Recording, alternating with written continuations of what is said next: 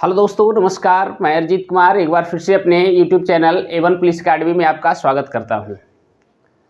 जैसा कि हमने पिछले वीडियो में काफ़ी अच्छे ढंग से गंगा नदी से संबंधित क्वेश्चन पे काफ़ी ज़्यादा चर्चा किया था और हमने 3 वीडियो गंगा नदी से संबंधित आपको दिया, जिसमें गंगा नदी पर जितने भी प्रश्न बन सकते थे हमने सभी को निकालने का प्रयास किया। ठीक है, तो आज हम इससे नेक्स्ट वीडियो लेकर के आए हैं और इसमें हम यमुना नदी पर चर्चा करने वाले हैं और यमुना नदी भी आज एक ही वीडियो में हम यमुना नदी को पूर्णतः कंप्लीट कर देंगे।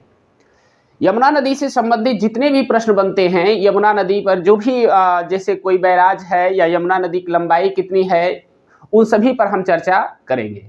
ठीक है, फिर से देखिए, तो इसे जिस तरीका से गंगा नदी काफ़ी इम्पोर्टेंट है उसी तरीका से यमुना भी काफ़ी इम्पोर्टेंट है, क्योंकि यमुना नदी से संबंधित भी बहुत सारे प्रश्न पूछे जाते हैं, चाहे आपका एसएससी हो या कोई टीचर भर्ती हो या किसी प्रकार का बीपीएससी हो, सभी में यमुना नदी से भी संबंधित प्रश्न पूछ लिए जाते हैं। ठीक है, तो आज हम यमुना नदी पर चर्चा करने वाले हैं और पिछले वीडियो की तरह ये वीडियो भी काफ़ी इम्पोर्टेंट होने वाला है। ठीक है, तो चलिए शुरुआत करते हैं और आज हम गंगा नदी को बिल्कुल मैप से समझते हैं। पहले यमुना नदी को मैप से समझते हैं और यमुना को पहले पूरे मैप बनाकर उसकी सहायक नदियां कौन सी है, कहां से निकलती है, कहां गिरती है, उन सभी पर हम चर्चा कर लेंगे। ठीक है, चलिए तो वीडियो की शुरुआत करते हैं। देखिए, सबसे पहले गंगा नदी को एक मैप बनाना अनिवार्य होता है, क्योंकि यदि आप मैप बना लेते किसी भी नदी का तो आपको समझने में बहुत आसानी होगी और आप आसानी से सारे प्रश्न आपके दिमाग में सेट हो जाएंगे और क्वेश्चन भी आसानी से याद हो जाएगा। ठीक है, चलिए तो देखिए शुरू करते हैं। सबसे पहले आप हेडलाइन बनाइएगा ऊपर यमुना नदी का, मैं भी बना देता हूँ यमुना नदी। बड़ा इंपॉर्टेंट ये प्रश्न है, जिस तरीका से गंगा इंपॉर्टेंट था उसी तरीका से यमुना भी क्या है, काफी इंपॉर्टेंट है। ठीक है, देखिए तो यहां से हम शुरू करते हैं। सबसे पहले समझना है कि यमुना नदी निकलती कहां से है, एकदम इंपॉर्टेंट है। क्यों? क्योंकि देखिए, अब यहां से मान लिया जाए कोई भी नदी ज्यादातर कहां से निकलती है बाबू, तो किसी न किसी श्रेणी से निकलती है, तो वहीं से प्रश्न शुरू करते हैं। देखिए, मैं एक श्रेणी बना देता हूं, यहां से आप समझ जाइएगा कि श्रेणी क्या होती है। ठीक है, देखिए मैं यहां से एक श्रेणी का निर्माण किया, मान लिया जाए ये कोई श्रेणी है। श्रेणी में भी कहता है बउआ कि अब कभी कभी प्रश्न में श्रेणी का ही क्वेश्चन पूछ लिया जाता है कि जो यमुना नदी निकलती है किस श्रेणी से निकलती है। ठीक है, तो ये निकलती है बाबू बंदरपूंछ श्रेणी से। देखिए बड़ा इंपॉर्टेंट है। ठीक है, बंदरपूंछ श्रेणी से, ये बड़ा इंपॉर्टेंट है। ठीक है, तो श्रेणी का नाम हो गया कौन सा, बंदरपूंछ श्रेणी। ठीक है, अब यहां के बाद ये भी पूछता है कि बंदरपूंछ श्रेणी के किस ओर से निकलती है। याद रखना, ये बंदरपूंछ श्रेणी है बउआ, इसके ठीक पश्चिम की ओर, इधर पश्चिम हो जाएगा, पश्चिम की ओर एक ग्लेशियर है जिसका नाम है यमुनोत्री। ध्यान रखना, जिसका नाम है यमुनोत्री। मैं एक एक प्रश्न को बढ़िया से निकाल देता हूं और इसी यमुनोत्री ग्लेशियर से यमुना नदी निकलती है। ठीक है, तो मान के चलते, देखिए मैं यहाँ पे ये मुख्य भाग है इसका, यहीं से हमारा यमुना नदी क्या होती है, निकलती है कुछ इस तरीका से। देखिए, ठीक है, ये हमारा कौन सी नदी हो गई, यमुना नदी। देखिए मैं इसको पूरी तरीका से अच्छे से समझाने का प्रयास करता हूं, इसको डबल लाइन कर देते हैं। ठीक है, ध्यान दीजिएगा, और यहां से एक नदी और बना दीजिए, गंगा, क्योंकि आप जानते हैं यमुना नदी किस में मिलती है बउआ, गंगा में। ठीक है, ये हमारा क्या है, गंगा है। बड़ा अच्छा सा प्रश्न है। तो देखिए यहां से प्रश्न निकल करके, देखिए तो यहां से तो प्रश्न बनना शुरू हो गया। एक एक प्रश्न पर चर्चा करेंगे, धीरे धीरे करेंगे, सारे क्वेश्चन समझकर चलेंगे। ठीक है, देखिए तो सबसे पहले तो यही हो गया बउआ, बंदरपूंछ श्रेणी में एक यमुनोत्री नामक ग्लेशियर है, उसी यमुनोत्री से कहता है कि गंगा नदी यमुना नदी निकलती है। ठीक है, यमुना नदी पर उसी तरीका से फिर देखिए, अब यमुना नदी की अब यहां से लेकर के, यानी यमुनोत्री से लेकर के इलाहाबाद के समीप ये किसमें मिल जाती है, गंगा में। ठीक है, इलाहाबाद के समीप ये किसमें मिलती है बउआ, गंगा में। तो जाहिर सी बात है कि आपका ये मन में आ रहा होगा कि यमुनोत्री निकलती है, यहाँ से यमुनोत्री से निकलकर यमुना नदी गंगा में मिलती है जाकर के इलाहाबाद में, तो इसकी कुल दूरी भी कुछ होगी, जाहिर सी बात है। मैं यहाँ पे लिख देता हूँ, इसकी कुल जो लंबाई है, यहाँ लिख रहा हूँ मैं, यमुना नदी की कुल लंबाई यदि आपसे पूछे बउआ, तो यमुना नदी की कुल लंबाई आपका 1375 किलोमीटर। ध्यान रखिएगा, यमुना नदी की कुल लंबाई कितनी है? 1375 किलोमीटर। ठीक है, अब देखिए यहां से प्रश्न निकलता है कि इसकी कुछ सहायक नदियां का भी चर्चा आता है। ठीक है, क्योंकि इन सभी में बहुत सारे प्रश्न में आपकी सहायक नदियों में भी आता है कि कुछ नदियां कहता है कि यमुना नदी के बाएं तरफ से मिलती है, कुछ नदियां दाहिने तरफ से मिलती है। ठीक है, तो बउआ बाएं तरफ से मिलने का मतलब है कि ऊपर की ओर से मिलेगा, और दाहिने तरफ से मिलने का अर्थ है नीचे की ओर से मिलेगा। ठीक है, चलिए देखिए, तो बाएं तरफ से ऊपर की ओर से देखते हैं, यहां पे मैं लिख देता हूं बाएं तरफ से, और बाएं तरफ से देखिए कौन कौन सी नदी मिलती है, इस पर चर्चा करते हैं। ठीक है, बाएं तरफ से, अब देखिए ये बाएं तरफ से मिलने वाली सबसे प्रमुख नदियों में कौन कौन सा है, मैं देखिए बना देता हूं। ये हमारा है हिंडन। ध्यान रखिएगा, बड़ा अच्छा सा प्रश्न है। हिंडन नदी मिलती है, तो बहुत बार तो यही प्रश्न बन जाता है बाबू कि हिंडन नदी किस नदी की सहायक नदी है, तो यमुना की सहायक नदी है हिंडन नदी। ठीक है, फिर देखिए और भी आके आते हैं, तो देखिए एक और नदी है जिसका नाम है रिहंद। ध्यान रखिएगा, रिहंद, रिहंद नदी भी किस में मिलती है? यमुना में। ठीक है, फिर देखिए सेंगेरी नदी है, याद रखिएगा मैं सबको पहले बाएं तरफ वाला मिला रहा हूं। सेंगेरी नदी है, सेंगेरी भी किस में मिलती है? यमुना में। और एक और है बाएं तरफ से मिलने वाली जिसका नाम है वरुणा। ध्यान रखिएगा, ये वरुणा नदी भी बाएं तरफ से आकर के कहां मिलती है? यमुना में। ठीक है, देखिए तो सबसे यहां से क्या क्या प्रश्न बना, इस पर चर्चा करते हैं। पहला हो गया कि यमुना के बाएं तरफ से मिलने वाली सहायक नदियां कौन कौन सी हो गई? हिंडन हो गई, रिहंद हो गया, सेंगेरी हो गया और वरुणा हो गया। ठीक है, ये बड़ा इंपॉर्टेंट है। तो इसमें कैसे क्वेश्चन पूछता है, इनमें से कोई एक नाम दे देगा और पूछेगा ये किस नदी की सहायक नदी है ना, तब हो जाएगा किसकी? यमुना की सहायक नदी है। लेकिन इसमें कभी कभी ऐसा प्रश्न घुमा देता है, खासतौर से पीसीएस वगैरह में, कि दाहिने और बाएं करके पूछ देता है। तो इसीलिए हम इसको परफेक्ट कर दिए कि सभी ये जो चार नदियां हैं यमुना की सहायक नदी है, और सब के सब बाएं तरफ से या ऊपर की ओर से आकर के यमुना में मिलती है। ठीक है, देखिए तो ये चार नदियां हो गई, तो जाहिर सी बात है दाहिने तरफ से भी कुछ नदियां मिलती होगी। हमारी बात समझ आ रही है? चलिए, तो दाहिने से कौन कौन मिलती है, देखिए सबसे पहले आते हैं यहां से, ये मिलती है चंबल। ध्यान रखना, ये हमारा क्या है? चंबल। तो देखो इसका भी प्रश्न बहुत बार पूछा गया कि चंबल नदी किसकी सहायक नदी है, तो यमुना की है ना। उसके बाद मिलती है काली सिंधी। देखिए ये नदी मान लिया जाए कौन सी हो जाएगी? काली सिंधी। काली सिंधी, ये भी प्रश्न पूछा गया है, काली सिंधी किस नदी की सहायक नदी है? यमुना की है। और फिर आती है बेतवा। ध्यान रखिए एक नदी और है बेतवा, बेतवा भी कहता है बउआ किसकी सहायक नदी है? यमुना की। और लास्ट में इलाहाबाद के समीप एक और यमुना में आकर के दाहिने तरफ से जो नदी मिलती है उसका नाम है बउआ केन। केन। ये बहुत बार प्रश्न पूछा गया है कि केन नदी किस नदी की सहायक नदी है। हमारी बात समझ में आ रही है? तो केन नदी यमुना की सहायक नदी है, और सबसे लास्ट में यानी कि गंगा में, जहां इलाहाबाद के समीप यमुना गंगा में मिलती है, उससे कुछ पहले केन नदी यमुना में मिलती है। यानी कि केन नदी भी किसकी सहायक नदी है?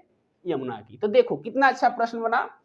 चंबल, काली सिंधी, बेतवा, केन, ये सब के सब किसकी सहायक नदी हुई? यमुना की। हमारी बात समझ में आई? इसमें से कुछ प्रश्न और आता है।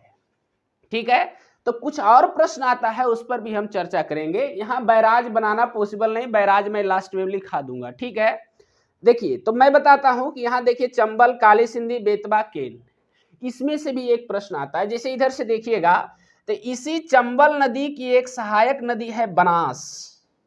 बनास, क्योंकि ये बाबू इसकी स्पेशल चर्चा हम नहीं करेंगे इसलिए इसको कर देते हैं। देखिए अब यहां से प्रश्न पूछेगा कि ये जो बनास नदी है किसकी सहायक नदी है? चंबल की। और चंबल किसकी सहायक नदी है? तो यमुना की। इस चीज पर ध्यान देना, बनास किसकी सहायक नदी है? चंबल की। और चंबल किसकी सहायक नदी है? यमुना की। उसी तरीका से एक और नदी इसमें आकर के मिलती है बेतवा में, जिसका नाम है धसान नदी। धसान नदी, इसका भी प्रश्न देखिए टीसीएस हाल ही में पूछा है कि धसान नदी किस नदी की सहायक नदी है, तो लोग आप पहले ऑप्शन पर था यमुना और तीसरे पर था बेतवा। तो उसमें सारे लोगों ने क्या किया, यमुना को अटेम्प्ट कर दिया। अरे भैया, जब नहीं रहेगा ऑप्शन बेतवा तब आप यमुना अटेम्प्ट कर सकते हैं, वरना आपका क्वेश्चन गलत होना 100% एकदम निर्धारित है। ठीक है, तो धसान नदी बेतवा की सहायक नदी, और बेतवा खुद किसकी सहायक नदी है, यमुना की। यदि ऑप्शन में बेतवा नहीं रहेगा तब आप यमुना अटेम्प्ट कर सकते हैं, तब सही होगा, वरना यदि रह गया बेतवा तो यमुना सही नहीं होगा। ठीक है, तो इस प्रश्न पर ध्यान देना है। ठीक है, चलिए अब इसमें से कुछ और प्रश्न बन सकता है, चलिए तो बनाते हैं और निकालने का प्रयास करते हैं। देखिए सबसे पहला एक प्रश्न आती है बनास नदी से। बनास नदी से क्या आता है, ये ऐतिहासिक प्रश्न है। इतिहास में जब आप प्राचीन भारत पढ़िएगा तो उसमें लिखा हुआ रहेगा जोरवे संस्कृति, ध्यान रखना, जोरवे संस्कृति, याद रखना, जोरवे संस्कृति का विकास, यही प्रश्न आता है। जोरवे संस्कृति का विकास किस नदी के तट पर हुआ है, बनास नदी के तट पर, इसका ये क्वेश्चन आता है। और एक और सबसे इंपॉर्टेंट क्वेश्चन आता है हिंडन नदी का। किस नदी का, हिंडन नदी का। हिंडन नदी का क्या चर्चा आता है, ये मैं चर्चा करता हूं। तो देखिए हिंडन नदी बहुआ प्रश्न आता है, आप नाम सुने होंगे, सिंधु घाटी सभ्यता जब इतिहास में आप पढ़ रहे होंगे, जब सिंधु घाटी सभ्यता आप पढ़ते हैं तो उसमें साफ तौर से लिखा हुआ है कि सिंधु घाटी सभ्यता का सबसे पूर्वी स्थल आलमगीरपुर है। हमारी बात समझ में आ रही है, सबसे पूर्वी स्थल आलमगीरपुर है। अब वो आलमगीरपुर किस नदी के तट पर है, तो यही हिंडन नदी के तट पर है। और हिंडन नदी यमुना की क्या है, सहायक नदी।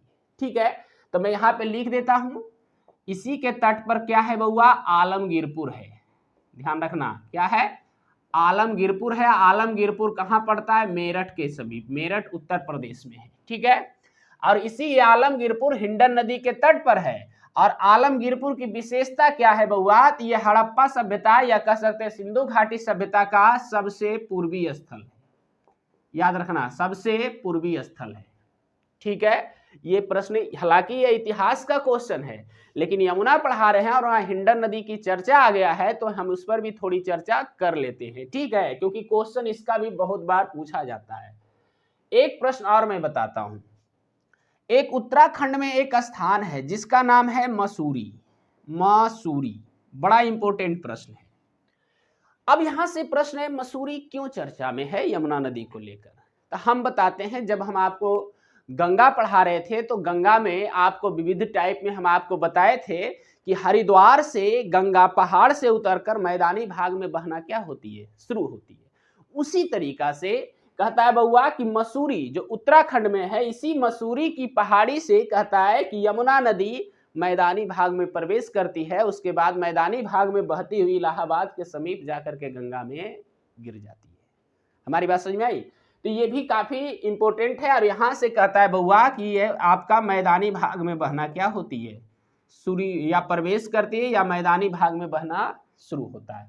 तो देखिए कितना सारा प्रश्न बना, बहुत इंपॉर्टेंट था। देखिए मैं एक बार फिर इसको रिपीट कर देता हूं, आप पूरे गौर से इसको देख लीजिएगा। इसके बाद हम बैराज की चर्चा करेंगे, क्योंकि यमुना नदी पर बहुत सारा बैराज है और यमुना नदी से संबंधित और भी बहुत सारे विविध टाइप के तथ्य भी आते रहते हैं, उस पर भी हम चर्चा कर लेंगे। ठीक है, तो देखिए हम 5 मिनट में रिपीट कर देते हैं। सबसे पहले देखिए कि पूछेगा कि यमुना नदी कहां से निकलती है, तो यमुनोत्री से निकलती है। ये यमुनोत्री है कहां बउआ, तो ये बंदरपूछ श्रेणी में है। और यहीं से यमुना नदी निकल करके कहता इलाहाबाद के समीप किसमें मिल जाती है, गंगा में मिल जाती है। और इलाहाबाद के समीप में गंगा मिलती है तो इसकी कुल लंबाई कितनी है, 1375 किलोमीटर है। कहीं कहीं 1370 भी लिखा हुआ है, घबराने की कोई बात नहीं है। ठीक है, चलिए फिर हमने बताया कि बाएं तरफ से या ऊपर की ओर से यमुना की जो सहायक नदियां मिलती है वो है हिंडन, रिहंद, सेंगेरी, वरुणा। ठीक है, ये सब के सब यमुना की सहायक नदियां सब बाएं तरफ से यमुना में मिलती है या बाएं तट से यमुना में मिलती है। फिर हमने बताया दाहिने तट से सबसे पहले मिलती है चंबल, फिर मिलती है काली सिंधी, फिर बेतवा और लास्ट में कौन मिलती है, केन। इसमें से प्रश्न आता है किसी चंबल नदी की सहायक नदी बनास है, और इसी बनास नदी के तट पर जोरवे संस्कृति का विकास हुआ था, जो कि काफी प्राचीन संस्कृति इसको माना जाता है। ठीक है, फिर देखिए दूसरा में आता है काली सिंधी, फिर आगे आता है बेतवा। बेतवा की सहायक नदी धसान नदी है। केन कहता है सबसे लास्ट में यमुना में मिलने वाली सहायक नदी है। ठीक है, तो ये आप अच्छे ढंग से समझ गए होंगे। फिर हम हिंडन पर चर्चा किए, तो सिंधु घाटी सभ्यता का सबसे पूर्वी स्थल आलमगीरपुर है, जो किस नदी के तट पर है?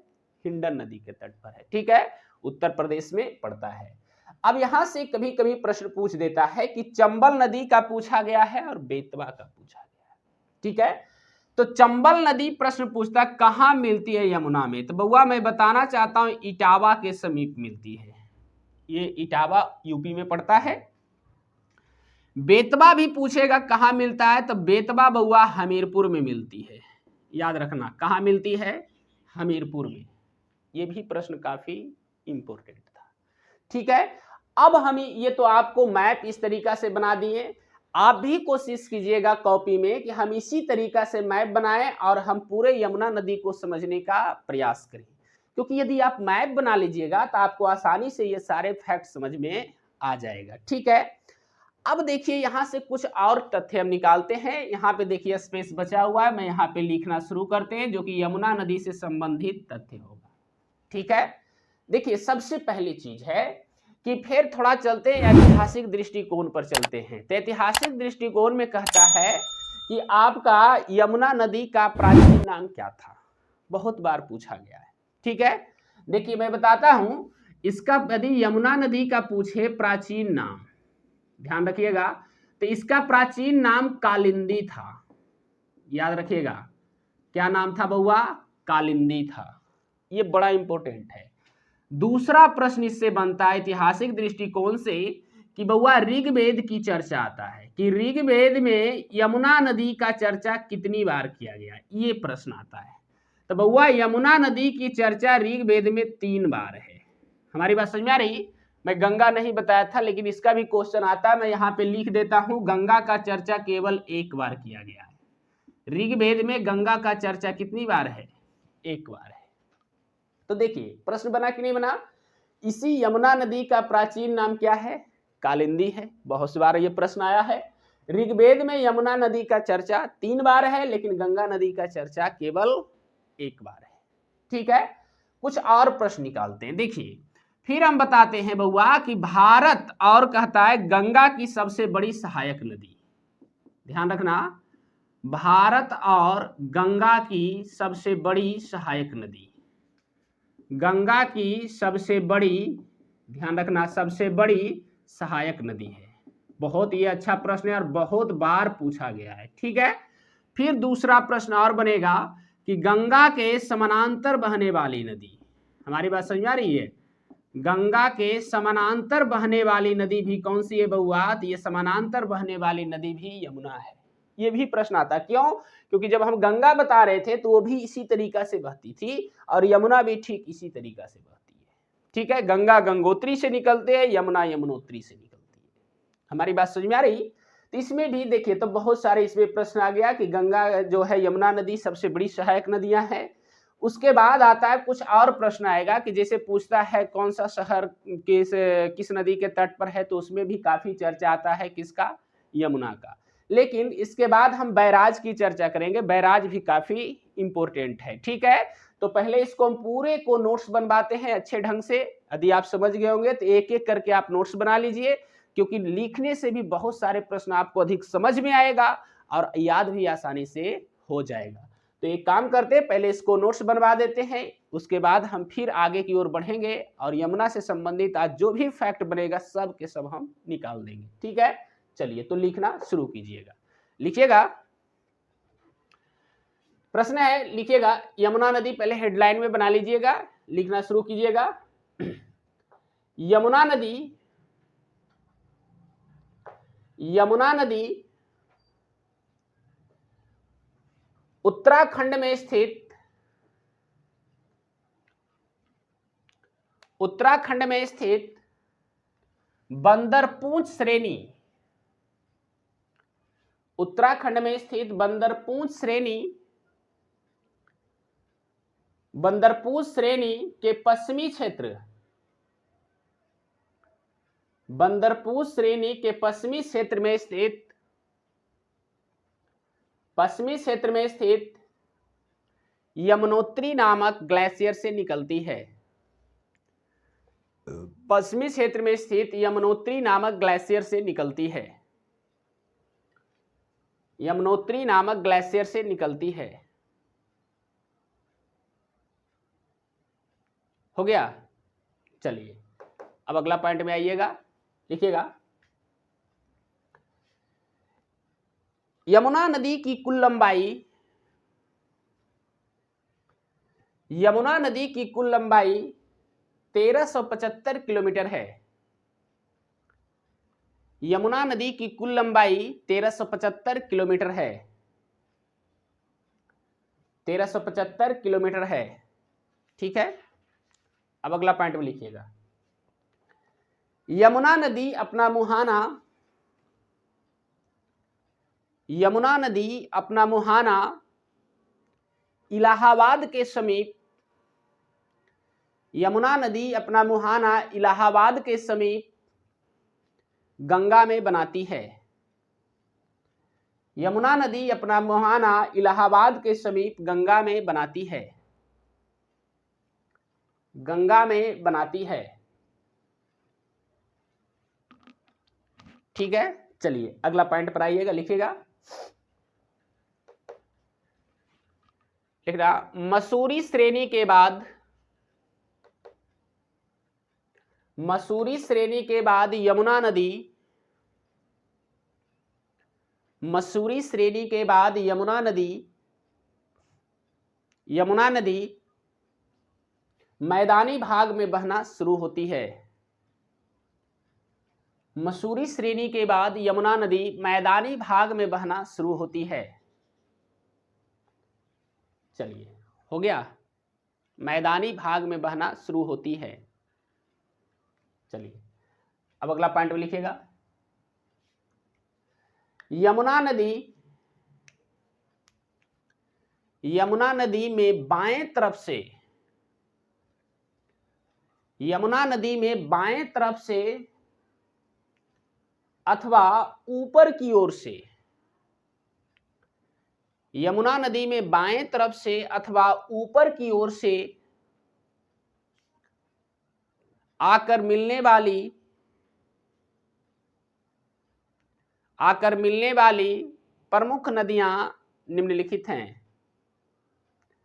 आकर मिलने वाली प्रमुख नदियां निम्नलिखित हैं। प्रमुख नदियां निम्नलिखित हैं। हो गया। चलिए सबसे पहले लिखिए हिंडन, हिंडन, फिर कमा दीजिए, लिखिए रिहंद, रिहंद, फिर कमा दीजिए, लिखिए सेंगेरी, सेंगेरी, फिर कमा दीजिए, लिखिए वरुणा, वरुणा, वरुणा, है ना। चलिए ये हो गया। अब इधर वाले पे आते, लिखिएगा। यमुना नदी में, यमुना नदी में दाहिने तरफ से, यमुना नदी में दाहिने तरफ से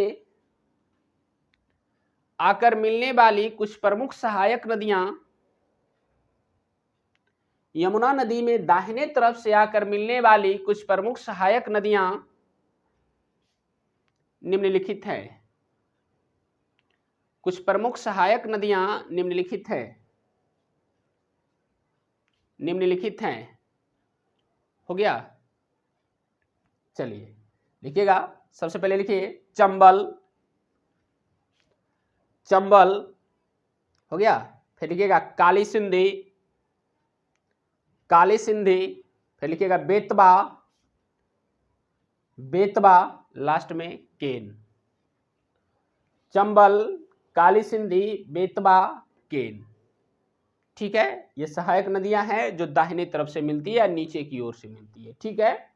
चलिए अब इसमें भी कुछ क्वेश्चन बन रहा था, उस पर हम चर्चा कर लेते हैं। नीचे लिखिएगा बनास नदी,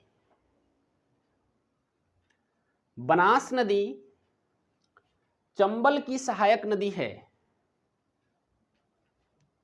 बनास नदी चंबल की सहायक नदी है। चंबल की सहायक नदी है। हो गया। अब नीचे नोट बनाइएगा, NOT नोट में लिखिएगा, क्योंकि ये इतिहास का क्वेश्चन है। नोट में लिखिएगा, इसी बनास नदी के तट पर, इसी बनास नदी के तट पर जोरबे संस्कृति का विकास हुआ था।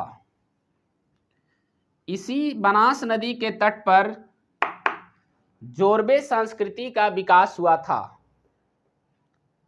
जोरबे संस्कृति का विकास हुआ था। जोरबे संस्कृति का विकास हुआ था। हो गया। अगला पॉइंट में लिखना, धसान नदी, धसाना, धसान, धसान नदी बेतवा की सहायक नदी है। धसान नदी बेतवा की सहायक नदी है। धसान नदी बेतवा की सहायक नदी है।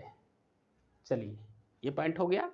एक पॉइंट और नीचे लिखिएगा, चंबल नदी यमुना में, चंबल नदी यमुना में इटावा के समीप मिलती है।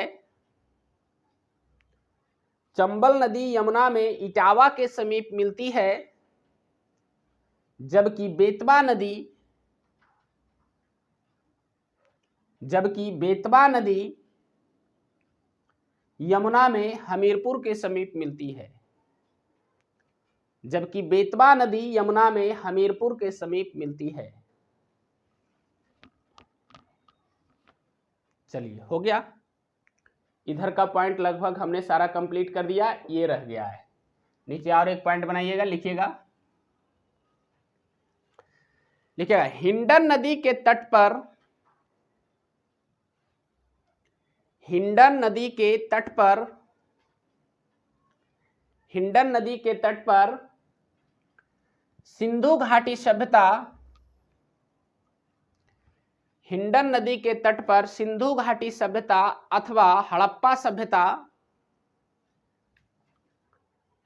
हिंडन नदी के तट पर सिंधु घाटी सभ्यता अथवा हड़प्पा सभ्यता का सबसे पूर्वी स्थल, हड़प्पा सभ्यता का सबसे पूर्वी स्थल आलमगीरपुर स्थित है। आलमगीरपुर,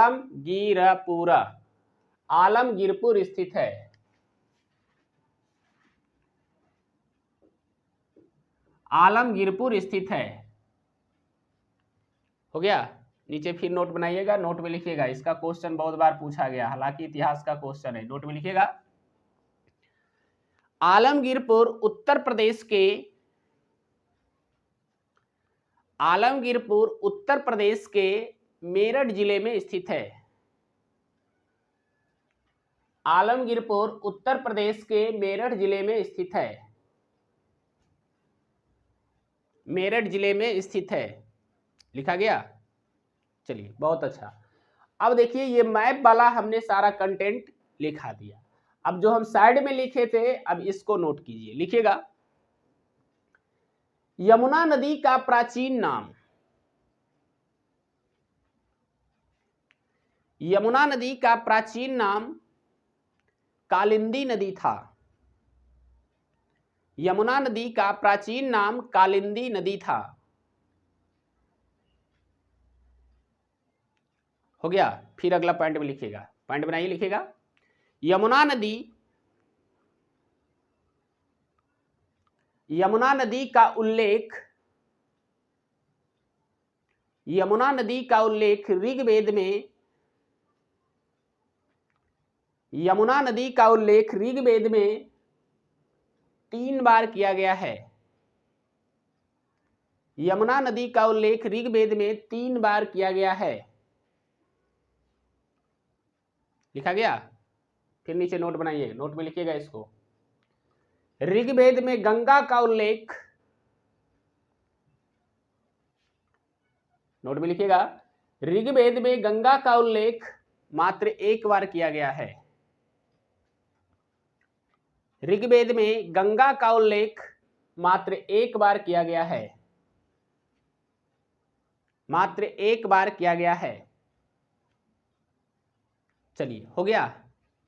अब ये पॉइंट लिखिएगा, भारत तथा गंगा की,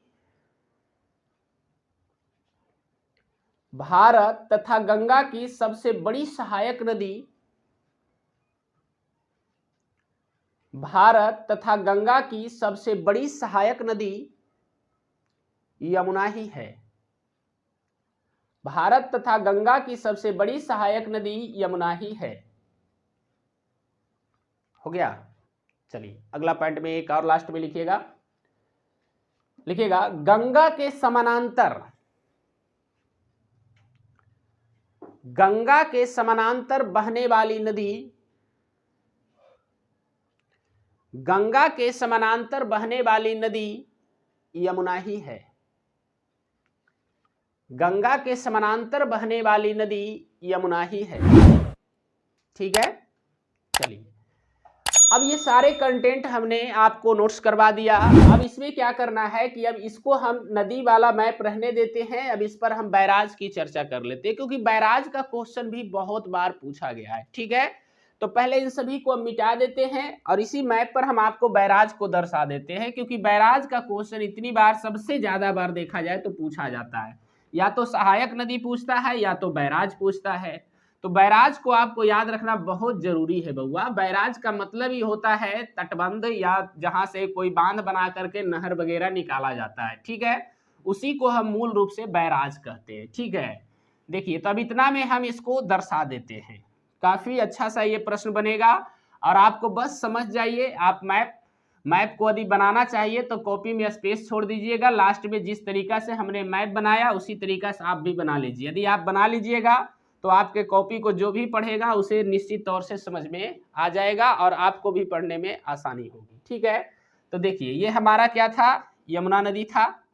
अब इसी पर बउआ कहता है 4 गो बैराज स्थित है। ठीक है, अभी हम चर्चा कर रहे थे बैराज क्या होता है, तो नदी पर बनाया गया बांध, या जिसको हम अपनी भाषा में कहते हैं नदी में शटर लगा देना। ठीक है, उसी को बैराज कहा जाता है। तो उससे क्या होती है, पानी रुक करके दूसरे क्षेत्र में नहर के माध्यम से लेकर जाया जाता है और उससे सिंचाई किया जाता है। ठीक है, उसी को बैराज कहते हैं।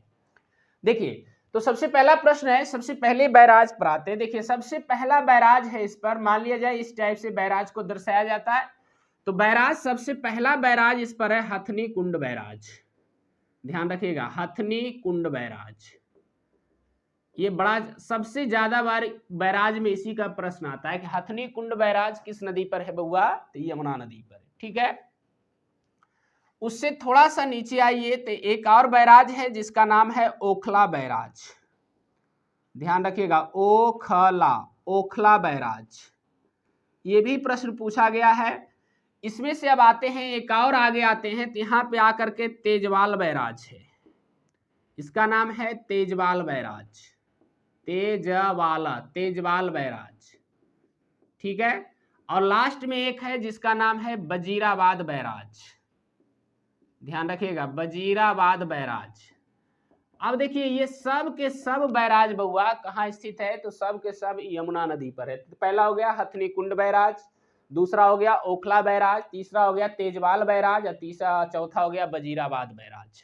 ठीक है, अब यहां से देखना है कि इसमें विशेषता एक आती है तेजवाल बैराज से। ध्यान रखिए, अब तेजवाल बैराज की क्या विशेषता है जो बताते हैं। निश्चित तौर से इसी तेजवाल बैराज से कहता है पूर्वी यमुना नहर और पश्चिमी यमुना नहर निकलती है। मान के चलते इधर वाला क्या हो जाएगा, पूर्वी यमुना नहर। ठीक है, और इधर वाला हो जाएगा पश्चिमी यमुना नहर। ठीक है, पश्चिमी यमुना नहर। हमारी बात समझ में आ रही है। तो ये जो दोनों नहर निकलती है, पश्चिमी यमुना नहर और पूर्वी यमुना नहर, ये यमुना नदी से निकलती है और किस बैराज से निकलती है, तेजवाल बैराज से। तो इसका भी क्वेश्चन काफी इंपोर्टेंट बनता है। ठीक है, चलिए तो कुछ और इसमें क्वेश्चन रह गया था, हम यहाँ पे चर्चा करके सारे को यहाँ पे हम निकाल देते हैं। विविध टाइप का क्वेश्चन कुछ कुछ बनेगा। जैसे देखिए एक प्रश्न पूछा जाता है, नाम सुने होंगे कि शहर का नाम दे देगा और पूछेगा ये शहर किस नदी के तट पर है। तो कुछ शहर का नाम हम लिख लेते हैं। जैसे देखिए, नाम सुने होंगे मथुरा, ठीक है, नाम सुने होंगे आगरा, नाम सुने होंगे दिल्ली, ठीक है, नाम सुने होंगे पानीपत, ठीक है, फिर नाम सुने होंगे सोनीपत। ये सब के सब बउआ के, और सबसे बड़ा आता है आपका इमारत में आता है ताजमहल। बड़ा प्रश्न आते रहता है कि ताजमहल किस नदी के तट पर है, तो यमुना नदी, क्योंकि ताजमहल से सटकर यमुना नदी बहती है, ठीक है। देखिए, मथुरा है, आगरा है, दिल्ली है, पानीपत, सोनीपत, ये सब के सब किस नदी के तट पर है, यमुना नदी के। लेकिन इससे एक प्रश्न आता है दिल्ली वाला से। दिल्ली वाला से क्या आता है कि यमुना सर्वाधिक प्रदूषित, ध्यान रखना, यमुना सर्वाधिक प्रदूषित कहाँ होती है बउआ, तो दिल्ली के क्षेत्र में होती है, याद रखना, ये प्रश्न बड़ा इंपॉर्टेंट है, ठीक है। और कुछ प्रश्न देखा जाए तो आपको हम बताना चाहते हैं कि यूपी यानी उत्तर प्रदेश और हरियाणा के मध्य ये सीमा भी बनाता है, याद रखना, यूपी और हरियाणा के मध्य बउआ सीमा का भी निर्माण करता है। कौन सा नदी, यमुना नदी। तो ये कुछ और प्रश्न थे जिसे हमने निकाल दिया। अब इसको जितना जल्दी आप नोट्स बना लीजिए, इसके बाद हमारा यमुना नदी से संबंधित लगभग हमने आपको सारे प्रश्न बता दिए, ठीक है। तो जल्दी सुना, इस पर नोट बना लीजिए, लिखिएगा, यमुना नदी पर ही, यमुना नदी पर ही हथनी कुंड बैराज, यमुना नदी पर ही हथनी कुंड बैराज तथा ओखला बैराज, ओखला बैराज, यमुना नदी पर ही हथनी कुंड बैराज तथा ओखला बैराज स्थित है, तथा ओखला बैराज स्थित है। चलिए, हो गया, बहुत अच्छा। अब अगला पॉइंट में लिखिएगा, लिखिएगा तेजवाल बैराज, तेजवाल बैराज और वजीराबाद बैराज, तेजवाल बैराज और वजीराबाद बैराज भी, तेजवाल बैराज और वजीराबाद बैराज भी यमुना नदी पर ही है। तेजवाल बैराज और वजीराबाद बैराज भी यमुना नदी पर ही है, ठीक है। चलिए, अब एक और प्रश्न जो इस पर बना है, ये बहुत इंपॉर्टेंट है, इसको नोट बनाइएगा, लिखिएगा, इसी तेजवाल बैराज से, इसी तेजवाल बैराज से पूर्वी यमुना नहर, इसी तेजवाल बैराज से पूर्वी यमुना नहर और पश्चिमी यमुना नहर निकलती है।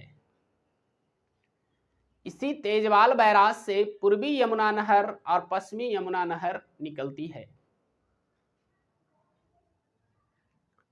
पश्चिमी यमुना नहर निकलती है। चलिए, हो गया। अब इधर आइएगा, लिखिएगा, इसको लिखिएगा, मथुरा, मथुरा आगरा, मथुरा आगरा दिल्ली, दिल्ली पानीपत, मथुरा आगरा दिल्ली पानीपत तथा सोनीपत, तथा सोनीपत जैसे शहर, सोनीपत जैसे शहर यमुना नदी के तट पर है, यमुना नदी के तट पर है। हो गया। चलिए, बहुत अच्छा। अब नीचे एक और पॉइंट लिखिएगा, पॉइंट में लिखिएगा, ताजमहल, ताजमहल भी यमुना नदी के तट पर है, ताजमहल भी यमुना नदी के तट पर है। चलिए, हो गया, बहुत अच्छा। अब ये वाला पॉइंट लिखिएगा, लिखिएगा, यमुना नदी सर्वाधिक प्रदूषित, यमुना नदी सर्वाधिक प्रदूषित दिल्ली के समीप होती है, यमुना नदी सर्वाधिक प्रदूषित दिल्ली के समीप होती है। हो गया। चलिए, अगले एक और लास्ट में ये पॉइंट लिखेगा, यमुना नदी उत्तर प्रदेश और हरियाणा, यमुना नदी उत्तर प्रदेश और हरियाणा के मध्य, उत्तर प्रदेश और हरियाणा के मध्य सीमा भी बनाती है, उत्तर प्रदेश और हरियाणा के मध्य सीमा भी बनाती है। चलिए, हो गया, बहुत अच्छा। तो ये हमारा आज का टॉपिक था यमुना नदी, और यमुना नदी से संबंधित लगभग जो भी प्रश्न बनता है हमने आपको निकाल कर दे दिया। अब उम्मीद करते हैं इसे आप अच्छे ढंग से पढ़ लीजिएगा, तो यमुना नदी से संबंधित यदि प्रश्न आ गया तो छूटेगा नहीं। ये हमारे अपने आप पर विश्वास है कि मैं आपको उतना कंटेंट दे दिया हूँ। ठीक है, तो चलिए फिर किसी एक नदी के साथ मिलते हैं नेक्स्ट वीडियो में। तब तक के लिए धन्यवाद।